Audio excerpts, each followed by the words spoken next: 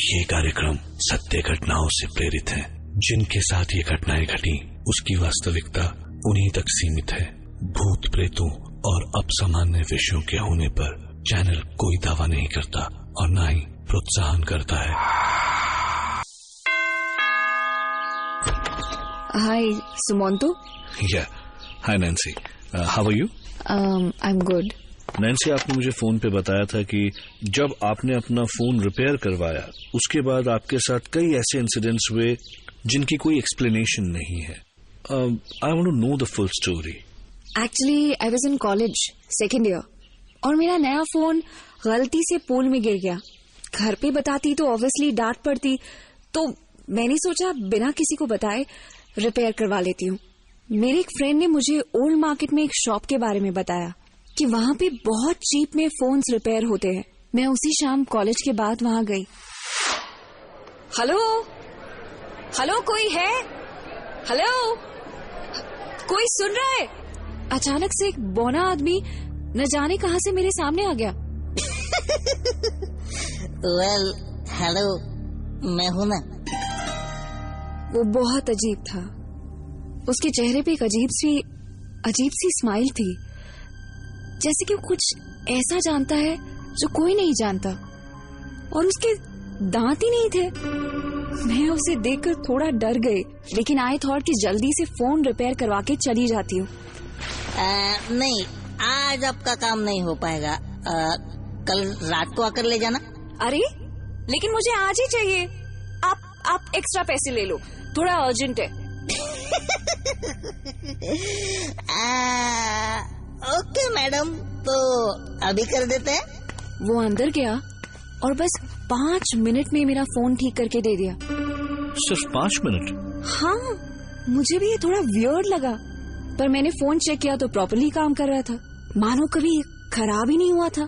मैंने जल्दी से उसे पैसे दिए और घर निकल गई। दूसरे दिन तक सब कुछ ठीक था, लेकिन रात होते ही सब कुछ बदल गया। मैं अपने बेडरूम में सो रही थी और रात को 3 बजे फोन की बेल बजी।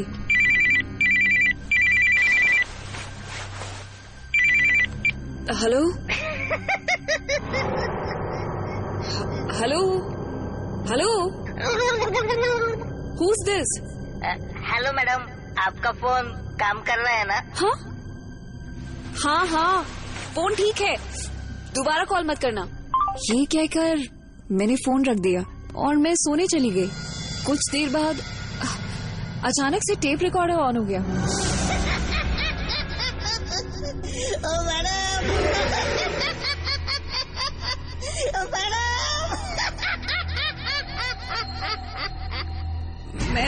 मैं बहुत डर गई और जैसे ही मैंने टेप रिकॉर्डर बंद किया, टीवी अपने आप ऑन हो गया।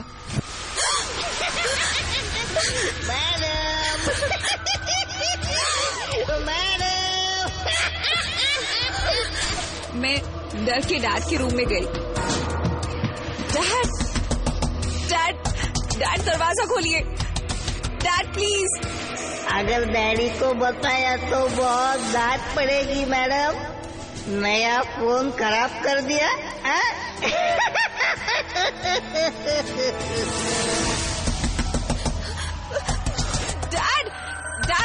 डैड आप ठीक तो है ना? कौन हो तुम? हाँ, प्लीज मेरे डैड को छोड़ दो उन्हें। और फिर अचानक अपने आप दरवाजा खुल गया। अब जो मैंने देखा उस पे आप शायद यकीन नहीं करेंगे। डैड बेड पे थे और उनके चारों ओर 4 लंबे आदमी थे जिन्होंने रोप्स पहन रखे थे। वो बेड के चारों तरफ घूम रहे थे जैसे कोई सेरेमनी चल रही हो। इसके बाद क्या हुआ मुझे कुछ याद नहीं। जब मेरी आंख खुली तो I was in the hospital और मुझे पता चला कि dad was no more. Oh Lord.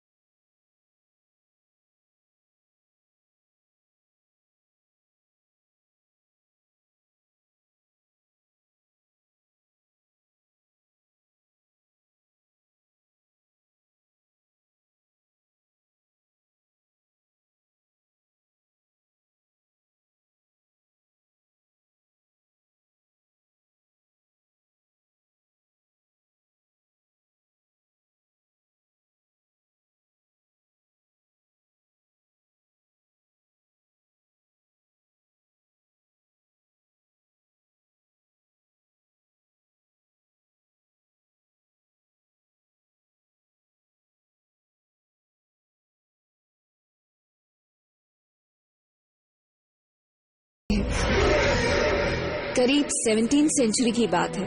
एक बौना उस दुकान को चलाया करता था। वो वहाँ जानवरों का मीट बेचता था, चिकन, बीफ वगैरह।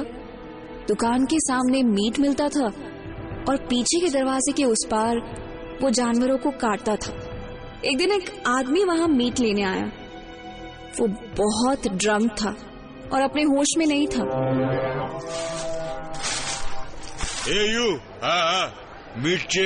मीट। सर दुकान बंद हो गई है, आप कल आ जाइए। बंद मतलब अब भी खोलो। अरे पर सर अब तो मीट भी खत्म हो गया है। झूठ बोलते हैं। चल खोल दुकान, मैं भी देखता हूँ कि खत्म हुआ कि नहीं। तू झूठ बोल रहा है, झूठ। अरे चल हट। लेकिन हेलो कोई है? हेलो कोई सुन रहा है क्या? मैंने बोला था ना कुछ नहीं है। मुझ पर हंसता है तू?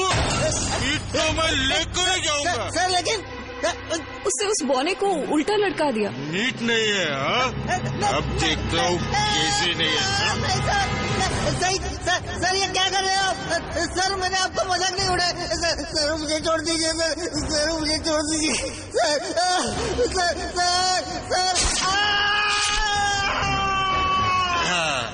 ये था तेरा उंगली का मीट। और अब तेरे पूरे हाथ की बारी है।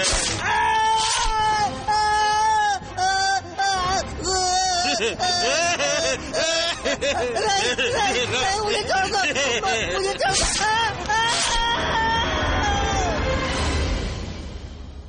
उस आदमी ने नशे में उस बौने के टुकड़े टुकड़े कर दिए और अब वो किसी ना किसी बहाने से लोगों की लाइफ में एंटर करता है। मेरी लाइफ में फोन के थ्रू आया और उसमें एक आत्मा नहीं है, उसमें वहां मरे हुए कई जानवरों की आत्मा भी है।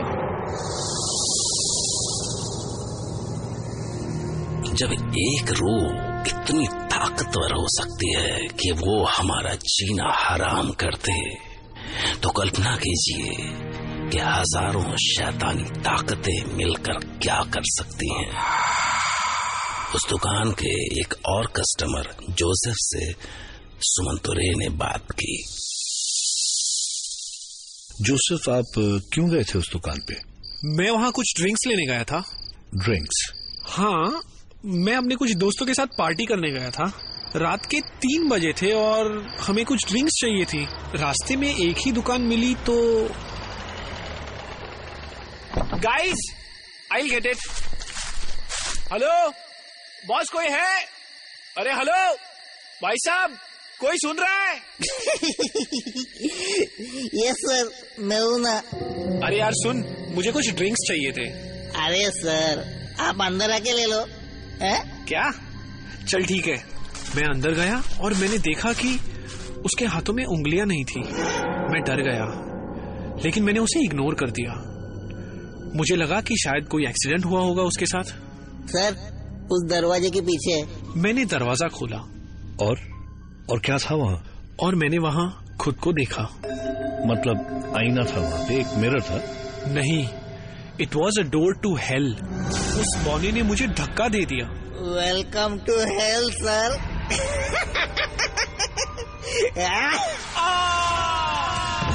वहाँ कई जानवर थे। बचाओ बचाओ, please help me. Hello somebody help me. Sir इन सभी जानवरों को मैंने ही काट के यहाँ पे पहुँचाया है और अब आपकी बारी है। कौन हो तुम? प्लीज मुझे जाने दो, मुझे छोड़ दो। मुझे भी नहीं जाने दिया था। अब तुम्हारा भी मीट बनेगा, तुम्हारा भी मीट बनेगा। पहले तुम्हारी उंगलियां, फिर तुम्हारा हाथ और फिर तुम्हारे छोटे छोटे छोटे छोटे टुकड़े करके उस पर से स्किन निकाल के तुम्हें भी काउंटर पर रख दूंगा। प्लीज हेल्प मी। या फिर तुम्हें इन जानवरों के हवाले कर दूं? हैं? देखा? छोड़ दो। मुझे मत मारो। एक वुल्फ मेरी तरफ बढ़ रहा था और जैसे ही उसने मुझ पे अटैक किया। जोसेफ, डूड, तू ड्रिंक्स लेने गया या बनाने? वी आर वेटिंग कब से। ओह शिट, जोसेफ, ये निशान कैसे? Joseph, dude, get up dude, Joseph. सब कहते हैं कि ये मेरा वहम था, और अगर ऐसा ही था तो मेरी उंगलियां, how would I lose my fingers? Nancy और जोसेफ दोनों ने ही दूसरी दुनिया के दरवाजे खुद खोले थे, और नतीजे में नैन्सी के पीछे पीछे रूह उसके घर तक पहुंच गई, और जोसेफ के साथ जो हुआ उसका कोई एक्सप्लेनेशन आज तक किसी के पास नहीं है। लेकिन इस सब के बीच एक बात जो समझ में नहीं आती कि अगर ये मान लें कि ये सब रूहें नैन्सी और जोसेफ की कल्पना थी, तो जोसेफ की उंगलियां कैसे कटी और नैन्सी के डैड की डेथ कैसे हुई? और अगर ये सब सच था तो नैन्सी को उस दुकान पर भेजने वाला वो दोस्त कौन था? जरा सोचिए।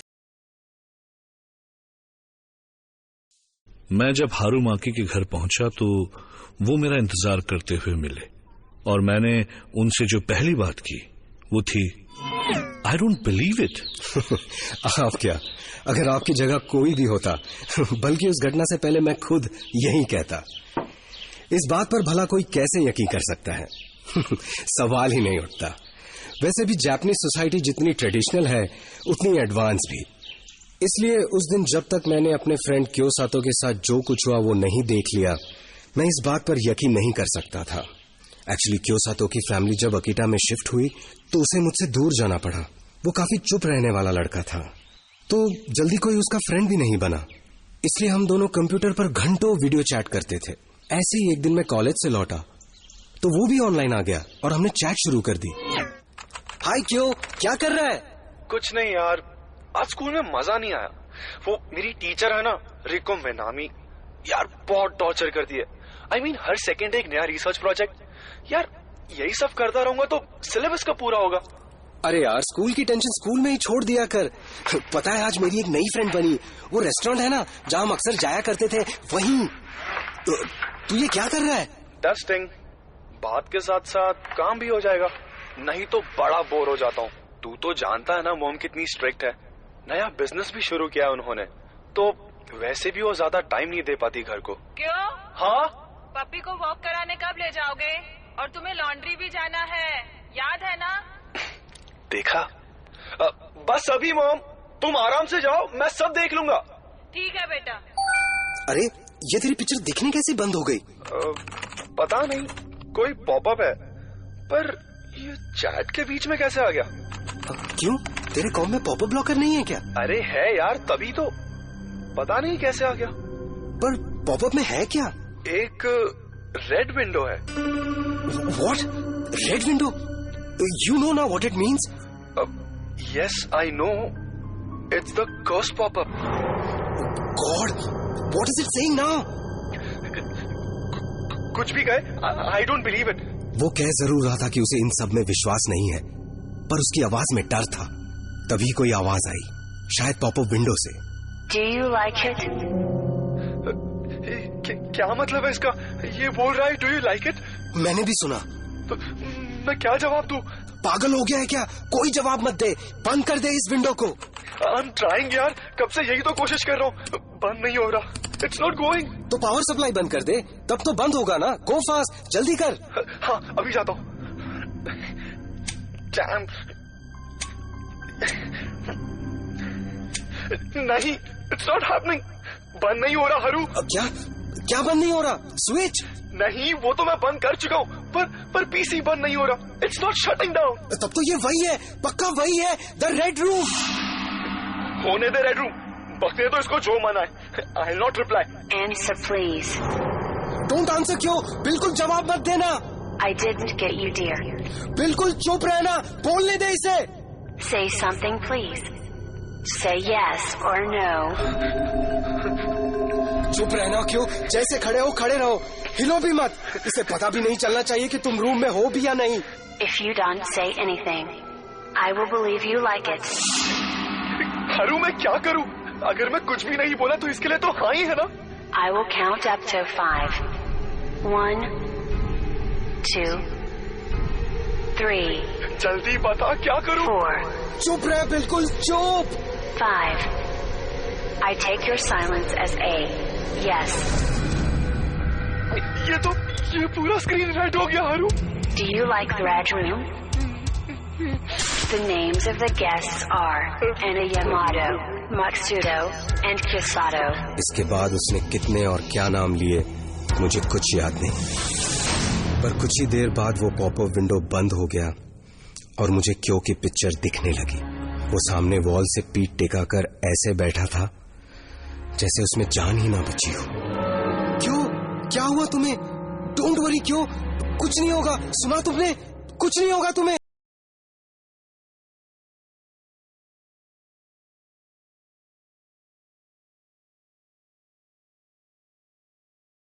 पागल हो गया। Dear Haru, you know you are my best friend.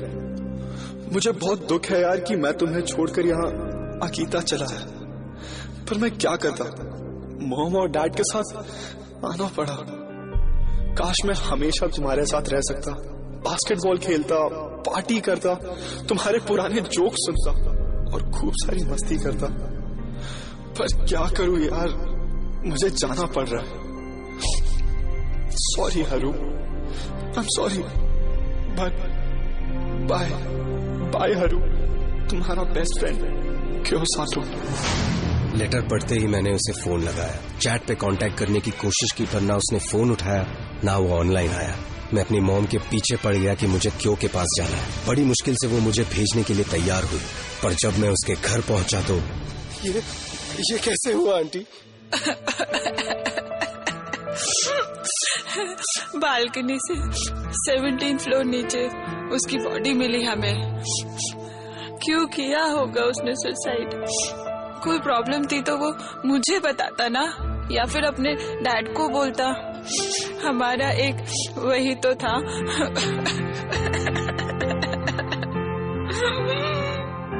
मैं क्या कहता उनसे, बस चुपचाप लौट आया। ऐसी कोई और घटना पता है आपको? उस घटना के कुछ वक्त बाद एक दिन मेरे पीसी में भी अचानक वही पॉपअप आया था। मैं कोई मेल टाइप कर रहा था कि अचानक वही रेड विंडो सामने आ गई। मैं अपने ध्यान में ही था और उससे रिमूव करने की कोशिश करने लगा, पर तभी अचानक उसमें से आवाज आई। Do you like it? अचानक मुझे वो सब याद आ गया। मुझे क्यों की दर्द भरी आवाज याद आ गई।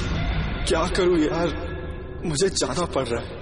Sorry Haru, I am sorry, bye हरू। मुझे अपनी आंखों के सामने अपनी मौत दिखाई देने लगी। तभी फिर से आवाज आई। Say something, please. Say yes or no.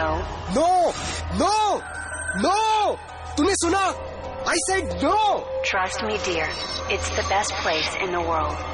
See it with your own eyes. और उसके बोलते ही सारा स्क्रीन लाल हो गया।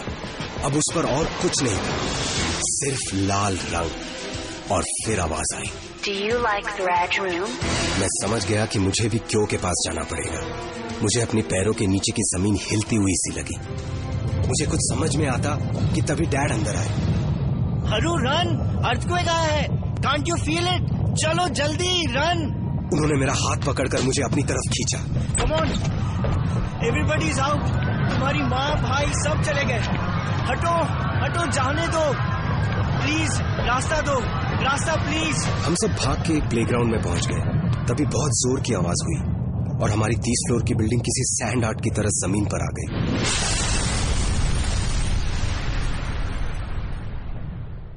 उस दिन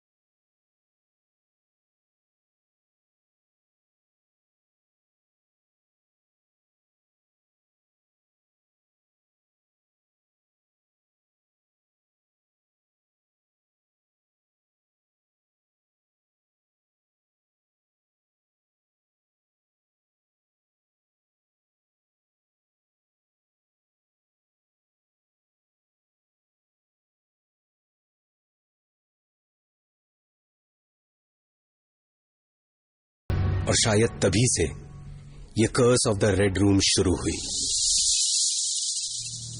सवाल है कि क्या कोई कर्स साइबर स्पेस में भी पहुंच सकती है, या कहीं ऐसा तो नहीं कि उस लड़के ने मरने से पहले खुद ही एक ऐसा सॉफ्टवेयर डिजाइन कर दिया जो किसी भी ऑनलाइन कंप्यूटर पर पॉपअप हो जाता है। कंप्यूटर वायरसेस भी तो ऐसे ही होते हैं और उन्हें भी ऐसे ही आईटी जीनियस बनाते हैं, पर लोग रेड रूम के आते ही सुसाइड क्यों करने लगते हैं? शायद इसका कारण मनोवैज्ञानिक हो सकता है। इसीलिए तो हारूमाकी का घर अर्थक्वेक से तबाह होने के शॉक ने उसे सुसाइडल मेंटल स्टेट से बाहर निकाल दिया, वरना उसके साथ भी वही होता जो उसके दोस्त कियोसातो के साथ हुआ था। पर एक इंसान क्या अपने खून से पूरे कमरे को पेंट कर सकता है? क्या जिस्म से इतना खून निकल जाने के बाद भी वो इंसान खड़ा होके कोई काम कर सकता है? सोचिए, क्योंकि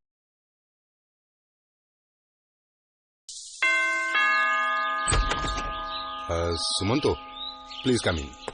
रास्ते में कोई परेशानी तो नहीं हुई ना? नहीं, नॉट एट ऑल। आज संडे है तो आप ही की तरह इस समय ज्यादातर लोग घर पर ही होंगे, so the traffic was pretty easy. Yes, you are right. मैंने सुना आपकी वाइफ कायरा।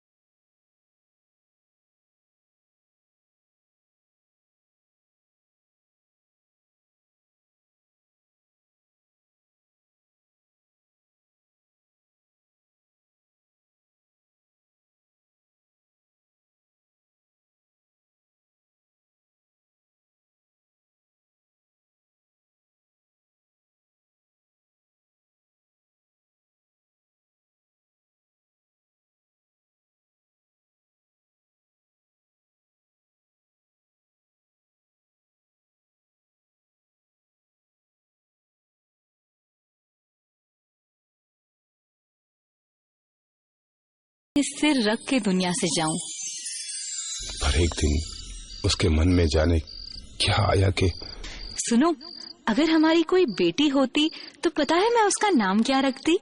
आयशा। उसे आयशा नाम बहुत पसंद था। लैपटॉप ऑन था और उसने ऐसे ही आयशा नाम गूगल किया तो बहुत सारी लड़कियों के एफबी ट्विटर अकाउंट्स और कई पिक सामने आ गई। वाओ, देखो ना, आयशा नाम की लड़कियां कितनी सुंदर होती है। बात आई गई हो गई। रात को जब वो सो रही थी तो उसके रोने की आवाज से मेरी नींद खुल गई। फिराश, फिराश, कायरा, फिराश, कायरा, व्हाट हैपेंड? अरे उठो, कोई बुरा सपना देखा? उठो कायरा, कायरा, कायरा, कायरा, कायरा उठो प्लीज, उठो ना प्लीज। मैंने उसे कितना हिलाया, उठाने की कोशिश की, पर उसकी नींद टूट नहीं रही थी। वो जैसे दर्द से जैसे तड़प रही थी और जब वो सवेरे उठी तो उसका सर दर्द से बुरा हाल था। कायरा, क्या हुआ कायरा? बहुत जोर का सर दर्द हो रहा है फिराज मैं मर जाऊंगी। डोंट वरी, मैं डॉक्टर नहीं, एम्बुलेंस बुलाता हूँ। Hello please send the ambulance urgently. My address is Imperial park.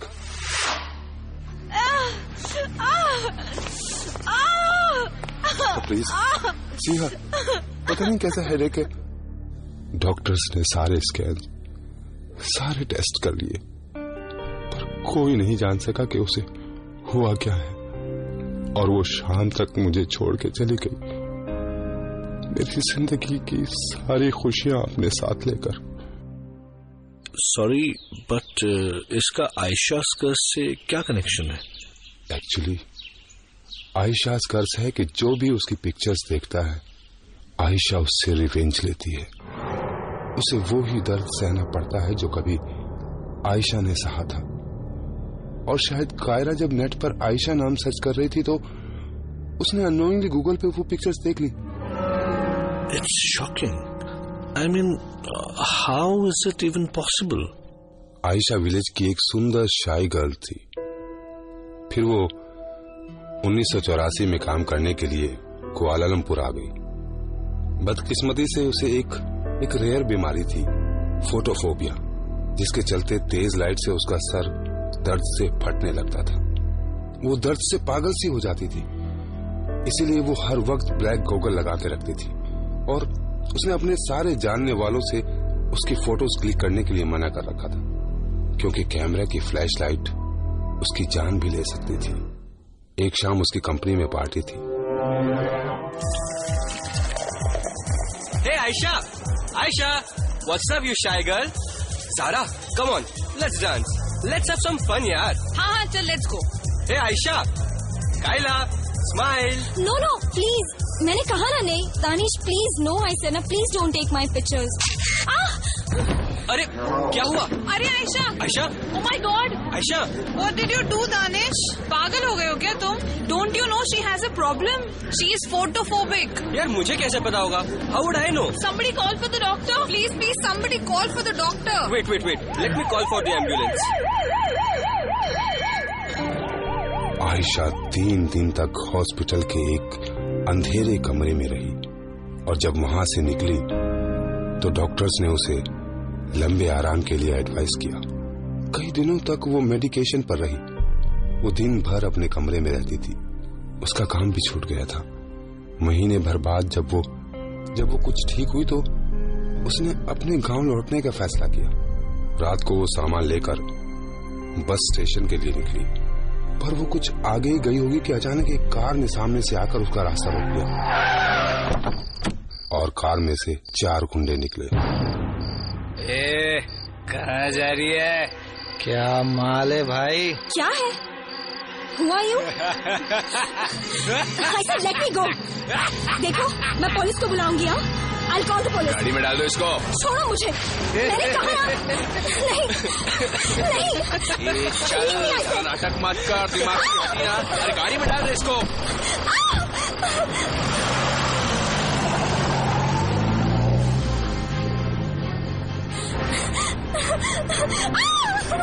Leave me, I said. नहीं छोड़ो मुझे। मुंह बंद कर। Please leave me. आखिर चाहते क्या हो तुम? Please leave me. वो उसे आउटस्कर्ट के किसी खाली घर में ले गए। वहाँ उन्होंने आयशा को एक चेयर में बैठाया और उसके हाथ पैर बांध दिए। एक ने आगे बढ़कर नाइफ से उसके कपड़े उसके बदन से अलग कर डाले। प्लीज छोड़ो, ये क्या कर रहे हो तुम? प्लीज मैंने कुछ नहीं किया। Please don't come near me. Please मुझे जाने दो। वो चीखती रही, गिड़गिड़ाती रही, और वो हंसते रहे। They started beating her, abusing her horribly.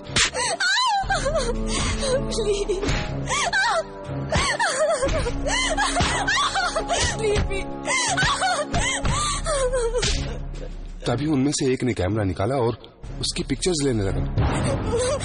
Please, you don't क्लोरोफोबिक। Flash से मैं मर जाऊंगी। प्लीज प्लीज, मैं मर जाऊंगी प्लीज। देख कैसे पागल हो रही है। प्लीज। क्या मस्त लग रही है चीखते हुए। मार इसको।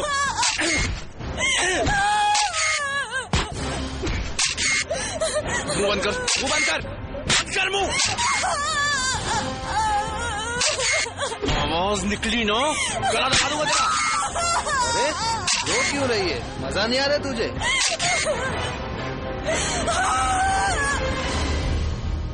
फ्लैश लाइट से आयशा दर्द से छटपटा रही थी। वो चीख रही थी। हर फ्लैश के साथ उसे लग रहा था जैसे उसका सर फट जाएगा। उसकी आंखों, नाक और कान से खून बहने लगा। पर वो चारों पागलों की तरह उसे मार रहे थे और हंस रहे थे। कुछ घंटों की अनबेरेबल सफरिंग्स के बाद उसकी ये हालत थी कि वो हिल भी नहीं सकती थी।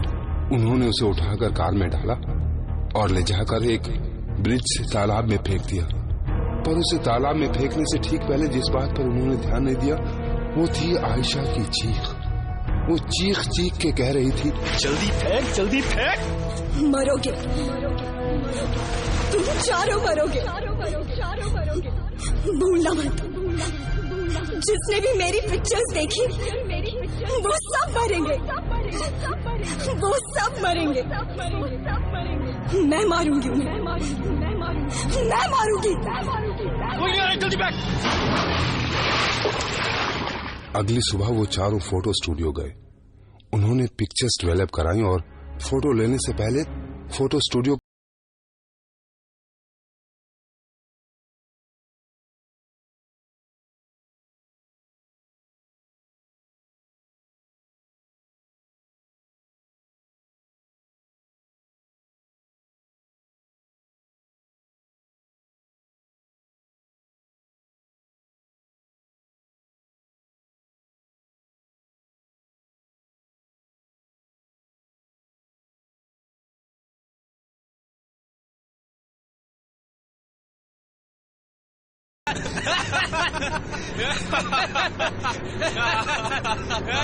पर तभी कार का बैलेंस बिगड़ा और कार सामने पेड़ से जा टकराई। भाई संभाल, संभाल भाई, संभाल भाई, संभाल।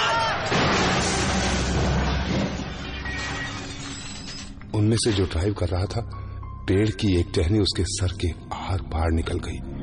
दूसरे को पुलिस हॉस्पिटल ले गई पर वो भी नहीं बचा। तीसरा एक्सीडेंट में बच गया। उसके मामूली से जख्मों पर बैंडेज करने के बाद डॉक्टर्स ने उसे जाने दिया। पर घर के रास्ते में अचानक उसे ठोकर लगी और वो एक खुले मैनहोल में गिर गया। उसने मैनहोल से बाहर निकलने की बहुत कोशिश की पर उसका ढकना टूट जाने से वो कुछ नहीं कर सका। चौथे को एक्सीडेंट में एक खरोंच भी नहीं आई थी। वो आराम से अपने घर पहुंच गया। पर रात को जैसे ही उसकी आंख लगी, उसकी आंखों के सामने आयशा खड़ी थी, बिल्कुल वैसी ही जैसी उस वक्त थी। बदन पे एक कपड़ा नहीं, आंख, नाक और कान से खून बहता हुआ, जगह जगह चोटों के निशान और चेहरे पर दर्द। पर अब उसके हाथों में हॉकी स्टिक थी। उसने उस चौथे आदमी को पूरी तरह मारना शुरू किया। मुझे नंगा देखना चाहता था ना? तो देख, प्लीज मुझे माफ कर दो। देख मेरे बदन के घाव। प्लीज मैं तुम्हारे आगे हाथ जोड़ता हूँ, प्लीज मुझे माफ कर दो। कैसे खून बहा है। प्लीज माफ करो, प्लीज। देख, देख। वो चीखता रहा और वो उसे मारती रही। और सुबह जब वो नींद से उठा तो उसका सर इतनी जोर से दर्द कर रहा था कि वो पागलों की तरह टेबल पर रखे फोक से खुद को स्टैब करने लगा। ये सर दर्द।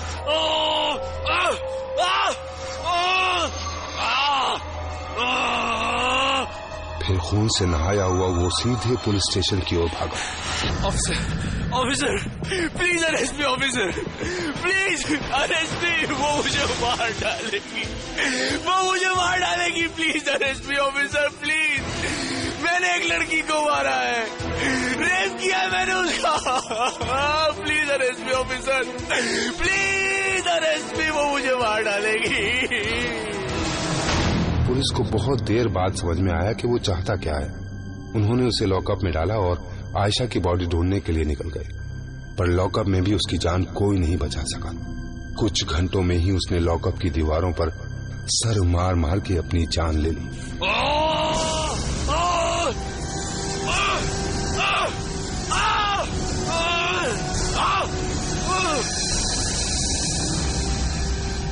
और तब तक पुलिस ने तालाब से आयशा की बॉडी रिकवर कर ली थी। पोस्टमार्टम हुआ, पर फिर जब आइडेंटिफिकेशन के लिए बॉडी के फिंगरप्रिंट्स लेने के बाद डॉक्टर उसकी पिक्चर्स ले रहा था तो मुझे देख के शॉक रह गया कि फ्लैश होते ही अचानक आयशा की आंखें बंद हो गई। अगले दिन उस डॉक्टर की भी डेथ हो गई। वजह थी पेन किलर्स का ओवरडोज। उन पिक्चर्स ने हॉस्पिटल में कुछ नर्सेस की भी जान ली और कहते हैं कि किसी ने वो पिक्चर्स इंटरनेट पे डाल दी, जो अभी भी जाने कितनों की जान ले चुकी होगी। सवाल है कि आयशा को जिन गुंडों ने ब्रूटली मारा, एब्यूज किया, उनसे तो वो काफी पहले ही बदला ले चुकी थी। फिर उसके कर्स ने डॉक्टर्स या नर्सेस को अपना निशाना क्यों बनाया? और फिर फिराज की पत्नी कायरा तो खुद आयशा जैसी ही मासूम थी, तो उसने कायरा के साथ वो सब क्यों किया? अपने साथ हुए सेक्सुअल एब्यूज और वायलेंस का बदला भला वो किसी औरत से क्यों ले रही थी?